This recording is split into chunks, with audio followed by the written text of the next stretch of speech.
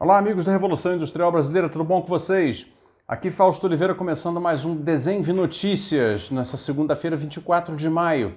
Aquele comentário que todos os dias eu trago aqui na Revolução Industrial Brasileira, de segunda a sexta, para elucidar um pouco sobre o ponto de vista desenvolvimentista, algum assunto que afete a nossa realidade econômica do Brasil.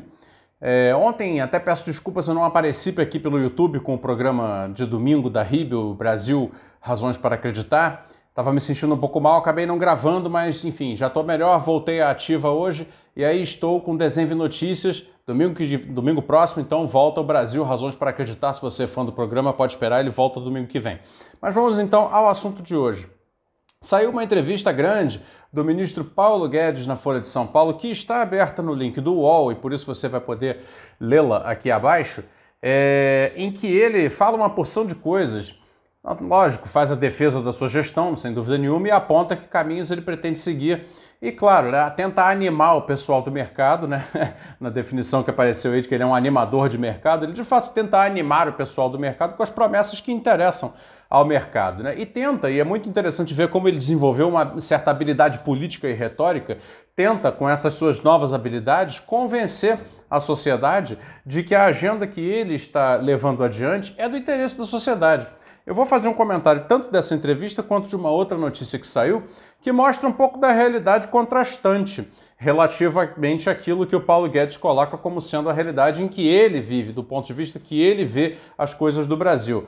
Alguns conteúdos sobressaem na entrevista do Paulo Guedes. Ele diz basicamente o seguinte, olha, um argumento de que... Porque, claro, né, a entrevista é para a Folha de São Paulo. A Folha de São Paulo, naturalmente, quer reformas privatizantes, quer reformas liberalizantes, como todos os jornalões brasileiros querem. Então, as entrevistas, quando esses jornais entrevistam pessoas como Paulo Guedes, as entrevistas são no sentido já do, pô, mas não vai sair a privatização, mas não vai sair a reforma disso, não vai sair a reforma daquilo.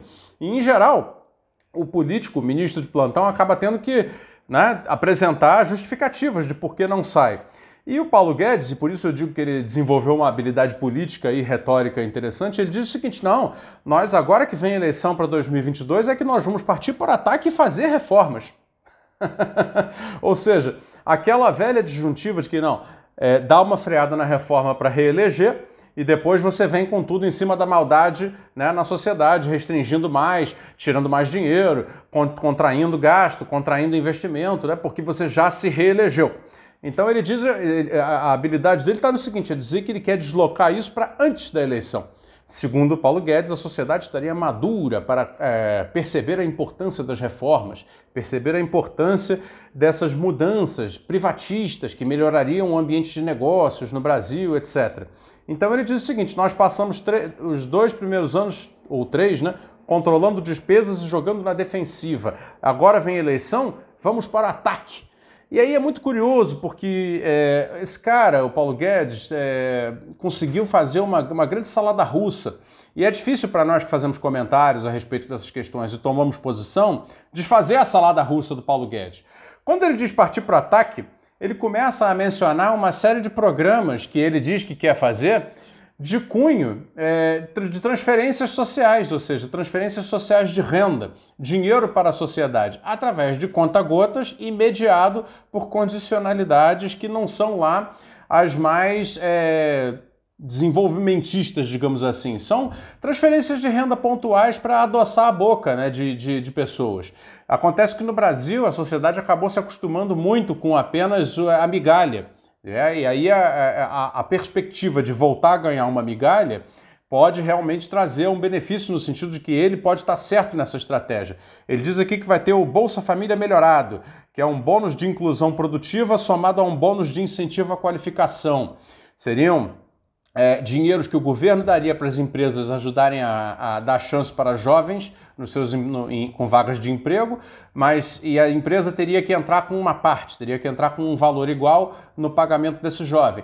É o tipo do programa que quando a economia vai bem pode até funcionar bem, mas quando a economia vai mal, como ela vai atualmente, a tendência é que esse programa acabe tendo um resultado muito abaixo do que seria necessário.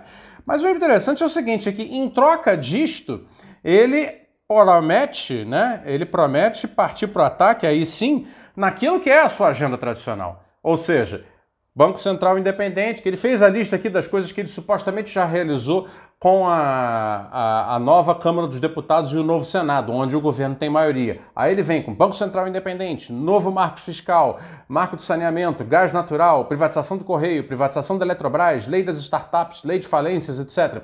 Tudo isso, segundo Paulo Guedes, são avanços para o Brasil. Mas esses são os avanços para o mercado. Esses são os avanços para o mercado. Banco Central Independente facilitou agora a subida de juros que está derrubando a economia ou impedindo a economia de retomar.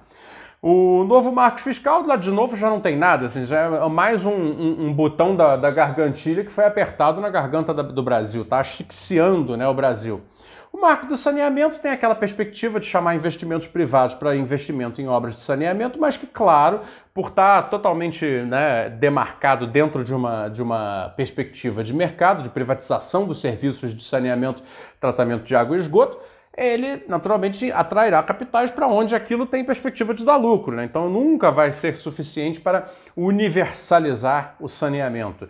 O marco do gás natural, que na verdade é uma baita de uma retirada da Petrobras da questão do gás natural, sob a alegação de que com mais concorrentes no preço, o preço do gás cairia. E o preço do gás só aumentou, natural, é um monopólio, né, natural da economia, é um serviço contínuo e constante, de operacionalização muito rígida e, portanto, é óbvio que isso tenderia a fazer o aumento do preço, né? É o que está acontecendo. Privatização dos Correios, assim, vai até chamar aqui, nós fizemos uma reunião com o presidente da ADCAP, Associação Profissional dos Correios, no Clube da RIB há uma semana atrás, e ali ficou claro, na realidade, como a privatização dos Correios, tal como ela está colocada, vai desorganizar por completo todo esse setor que ainda se mexe na economia brasileira, que é o setor do comércio eletrônico. Porque hoje, os marketplaces e sites de venda, etc., têm a capilaridade dos Correios para trabalhar. Uma vez que os Correios forem privatizados, essa capilaridade se desfaz instantaneamente. Não é verdade? E aí, provavelmente, todo esse setor estará em situação desconfortável e é isso que a ADCAP vem fazendo, explicando para o próprio mercado como será desvantajoso que toda essa estrutura que o Correio tem, que está operando a um custo relativamente baixo, porque afinal de contas uma coisa é você entregar em Pinheiros, em São Paulo, ou em Ipanema, no Rio de Janeiro. A outra é você entregar numa periferia de Rio Branco, no Acre. A outra é você entregar na cidade de, sei lá, tantas, né? Uma cidade do interior do Rio Grande do Norte, digamos, né, onde você só tem Correios. Né? A privatização da Eletrobras, que é um caso à parte, assim, daria um vídeo só disso, naturalmente.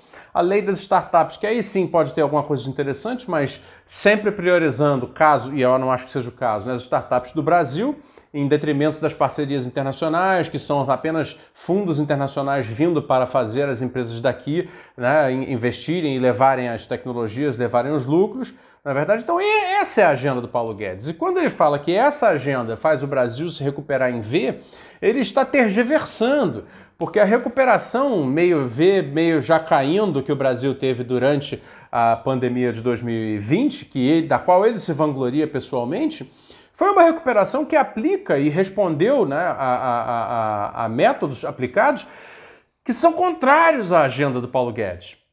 Ou seja, não foram essas reformas que fizeram a recuperação ou a queda de apenas 4% do PIB brasileiro em 2020.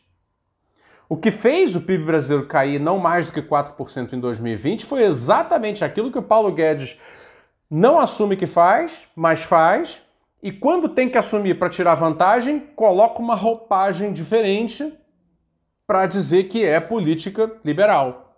Mas não é. Então, a parte do Paulo Guedes que acerta é a parte que ele não quis fazer e que, quando tem que assumir que fez, assume com um outro discurso.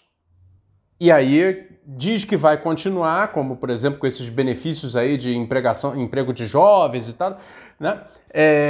Mas já misturado com aquela ideologia do voucher, com aquela ideologia do política social focalizada, não é verdade? Com contrapartidas da parte de empresas. O fato é o seguinte, nenhum desses programas, nem as reformas liberais, claro, e óbvio também nem as políticas sociais focalizadas, pensa no longo prazo do Brasil. E aí eu queria colocar aqui o contraste com uma outra notícia que eu vou deixar aqui, talvez vocês não consigam ler porque está fechada, que é o seguinte, Enquanto todo esse mundo de fantasia do Paulo Guedes está sendo jogado na nossa cara, como se ele viesse a se tornar crescimento econômico de longo prazo, na prática, a Confederação Nacional do Comércio veio a fazer a sua última pesquisa, descobriu que o indicador de intenção de consumo das famílias caiu 1,6% em maio frente a abril. Já foi a segunda queda consecutiva na taxa, vejam bem, em 2021. Agora, esse índice é composto de 7 subitens, 7 subíndices, né? E na comparação interanual de maio de 2020 com maio de 2021 com maio de 2020, vejam como foram as quedas do índice de intenção de consumo familiar. Na parte que mede emprego atual, a queda foi de 14,6%, ou seja, os pesquisados consideram a situação do seu emprego atual, 14% deles, ou melhor, no total as opiniões são 14,6% piores. Na perspectiva profissional, a queda no índice é de 11,4%. Na renda atual, a proporção de queda foi de 23,5%. No acesso ao crédito, 14,4%. No nível de consumo atual, 18,1% de queda. Na perspectiva de consumo futuro, 17,8% de queda. E em momento para duráveis, ou seja, aquela possibilidade de você adquirir um bem durável agora, a queda foi de 24,7%. Então é de se perguntar em que mundo, né, em que Brasil, de fato, estão as cabeças das pessoas. E daí, por isso eu quero, de novo, até num elogio ao Paulo Guedes, contra quem eu me coloco frontalmente, como ele consegue ter habilidade política para enganar, para fazer as perspectivas dos agentes econômicos privados que precisam continuar investindo em bolsa, em ativos financeiros, continuar animada. Mas, na verdade, tudo isso é um jogo de cena. Enquanto ele tenta aprovar essa agenda dele, que no fundo é uma agenda de alocação de recursos nas atividades privadas, improdutivas principalmente, e quando produtivas, assim, aberto a qualquer capital estrangeiro, na verdade, que essa é a agenda do Paulo Guedes, é realocação de recursos, né? Recursos públicos para agentes privados. Enquanto ele faz isso, essa é a realidade da economia brasileira.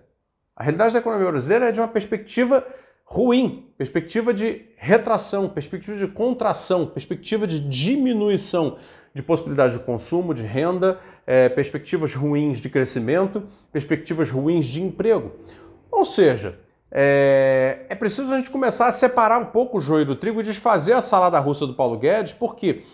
E denunciar que, afinal de contas, o que ele propõe é uma agenda econômica daquele tipo, como eu falei no artigo que eu publiquei hoje lá no site, mantém a gente lubrificando o motor do carro para sempre e nunca enche o tanque. Mantém a gente limpando a geladeira com cotonete para só depois comprar comida. Nunca paramos nem de lubrificar o motor, nem de limpar a geladeira com cotonete. E aí, resultado, nunca compramos comida e nunca damos arranque no carro.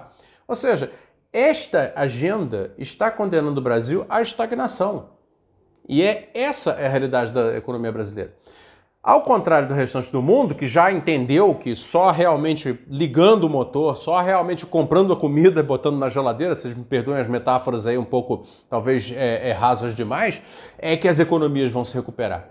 Aqui, nós ainda estamos aí, conforme o Paulo Guedes coloca muito bem, até mais seduzidos ainda por uma agenda contracionista, fiscalista, que diz que a gente precisa arrumar a casa, o que significa sofrer, para só depois viver, que é só depois receber os benefícios dos investimentos, o benefício do crescimento econômico. Então é muito ruim estar trabalhando nessa perspectiva, sem nenhuma dúvida. O bom é que a conjuntura internacional mudou e mudou feio, assim, mudou muito. E aí agora vai ficar cada vez mais claro para essa sociedade brasileira que está aí respondendo a pesquisa da Confederação Nacional do Comércio, dizendo não, eu não vou consumir, sim, as coisas estão ficando piores, para que esse pessoal consiga confrontar essa realidade quimérica colocada pelo Paulo Guedes nas suas intervenções midiáticas, como nessa para a Folha de São Paulo. A criação da confusão é proposital, viu, pessoal? Isso aí é assim mesmo. Por isso a gente está aqui tentando separar o joio do trigo e desfazer essa salada de opinião, tá bom? E eu fico por aqui, obrigado, até o próximo Desenvio Notícias.